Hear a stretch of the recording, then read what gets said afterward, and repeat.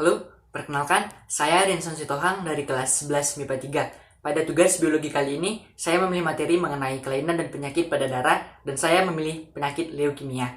Mau tahu pembahasannya? Mari kita simak berikut ini.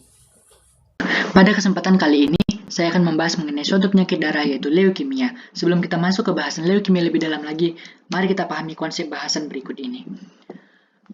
Bahasan saya yang pertama yaitu leukemia dan definisinya serta gejala-gejala leukemia, dilanjutkan dengan penyebab leukemia dan faktor-faktor penyebab leukemia, dilanjutkan dengan pembahasan mengenai jenis-jenis leukemia, dan pembahasan saya yang terakhir yaitu mengenai diagnosa leukemia yang meliputi diagnosis leukemia, pengobatan leukemia, dan pencegahan leukemia.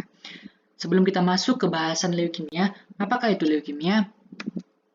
Leukemia atau yang biasa juga disebut sebagai kanker darah adalah suatu penyakit yang dimana tubuh terlalu banyak memproduksi sel darah putih abnormal daripada sel darah merah. Sel darah putih merupakan bagian dari sistem kekebalan tubuh yang diproduksi di dalam sumsum tulang. Leukemia sendiri merupakan suatu penyakit yang kerap sulit terdeteksi karena gejalanya merupai gejala penyakit lain. Leukemia ini juga dapat terjadi pada siapa saja, pada orang dewasa dan pada anak-anak. Dapat kita lihat pada gambar bahwa darah orang normal itu memiliki jumlah sel darah merah lebih banyak dibandingkan sel darah putih atau leukosit. Sementara pada penderita leukemia, jumlah sel darah putih atau leukosit lebih banyak dibandingkan sel darah merah.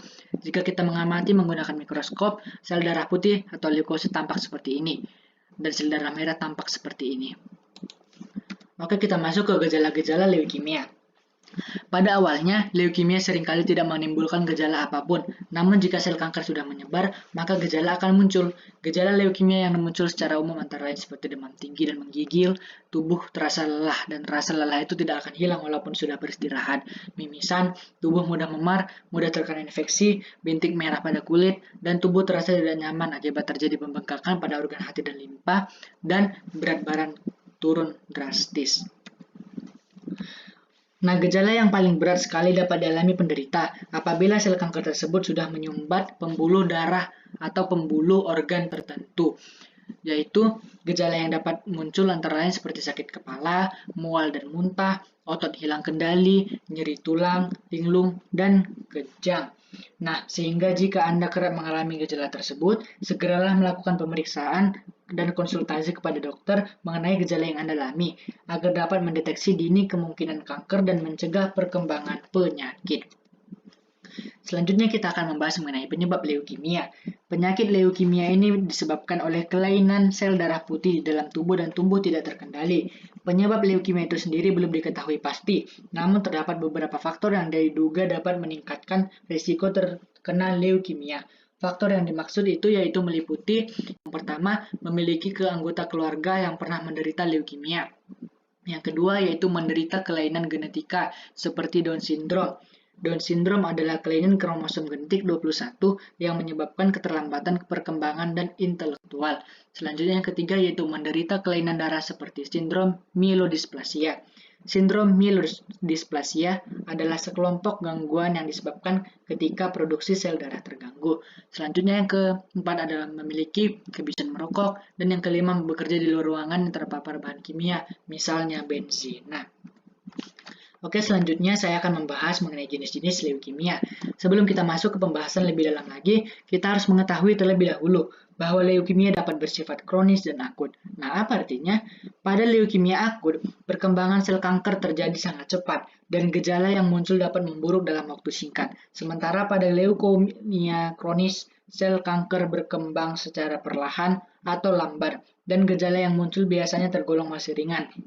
Dan dapat dikatakan bahwa leukemia akut lebih berbahaya dibandingkan dengan leukemia kronis. Berdasarkan jenis sel darah putih yang terlibat, leukemia dibagi menjadi 4 jenis utama, yaitu yang pertama ada leukemia limfoblastik akut, yang dimana terjadi ketika sumsum tulang terlalu banyak memproduksi sel darah putih limfosit yang belum matang atau disebut limfoblast. Dan yang kedua ada leukemia limfositik kronis, yang dimana terjadi ketika sumsum tulang terlalu banyak memproduksi limfosit yang tidak normal dan secara perlahan akan menyebabkan kanker. Dan yang ketiga yaitu leukemia myeloblastik akut, yang dimana terjadi ketika sumsum tulang terlalu banyak memproduksi sel mieloid yang tidak matang atau mieloblast. Sel mieloid ini adalah tipe sel darah putih yang berperan dalam melawan dan mencegah kerusakan jaringan tubuh. Dan yang terakhir adalah leukemia mielositik kronis, yaitu di mana ketika sumsum tulang tidak mampu memproduksi sel mieloid yang matang. Selanjutnya kita akan masuk ke diagnosis leukemia. Dokter akan melakukan pemeriksaan fisik terlebih dahulu. Melalui pemeriksaan fisik, dokter dapat mendeteksi tanda-tanda leukemia yang muncul, seperti contoh ciri-ciri atau gejala umum yang dialami oleh penderita leukemia. Diagnosis leukemia juga belum dapat dipastikan hanya menggunakan pemeriksaan fisik, tetapi akan mendiagnosa seluruh tubuh seseorang tersebut. Jenis pemeriksaan yang akan dilakukan meliputi yang pertama ada tes darah. Tes darah dilakukan untuk mengetahui jumlah sel darah merah, sel darah putih, dan trombosit pada si penderita. Dokter dapat menduga penderita mengalami leukemia jika jumlah sel darah merah atau trombosit rendah dan bentuk darah tidak normal. Dan yang selanjutnya ada aspirasi sumsum tulang, yaitu pengambilan sampel jaringan sumsum tulang belakang dari tulang punggung dengan menggunakan jarum panjang dan tipis, dan hasil sampel tersebut akan diperiksa di laboratorium untuk mendeteksi sel-sel kanker.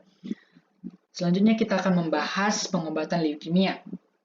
Para dokter khususnya di bidang spesialis hematologi onkologi atau dokter spesialis darah dan kanker akan menentukan jenis pengobatan yang dilakukan berdasarkan jenis leukemia yang dialaminya dan kondisi penderita secara keseluruhan. Beberapa metode pengobatan untuk mengatasi leukemia antara lain yang pertama yaitu kemoterapi, yaitu metode pengobatan dengan menggunakan obat-obatan yang dapat diminum ataupun dapat berupa tablet suntik infus ataupun dapat berupa obat minum. Dan yang kedua itu ada imunoterapi, yaitu metode pemberian obat untuk melancarkan sistem kekebalan tubuh dalam melawan sel kanker. Dan yang ketiga itu ada radioterapi, yaitu di mana pengobatan menghancurkan pertumbuhan sel kanker dengan menggunakan radiasi berkekuatan tinggi. Dan yang keempat ada transplantasi sumsum tulang, di mana penggantian sumsum tulang yang rusak dengan sumsum tulang yang baru dan yang sehat.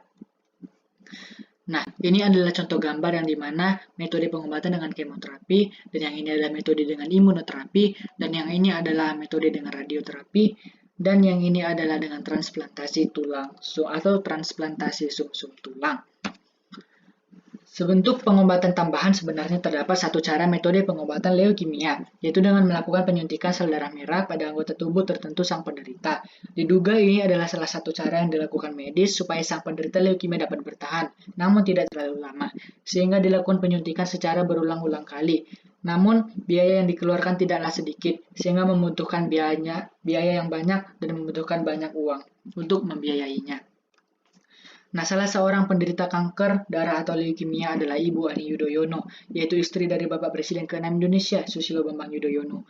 Beliau wafat pada tanggal 1 Juni 2019 pada usia 67 tahun. Beliau sempat menjalani serangkaian pengobatan di National University Hospital di Singapura. Oke, sekian penjelasan dari saya. Bila ada kesalahan, saya memohon maaf yang sebesar-besarnya. Sekian dan terima kasih.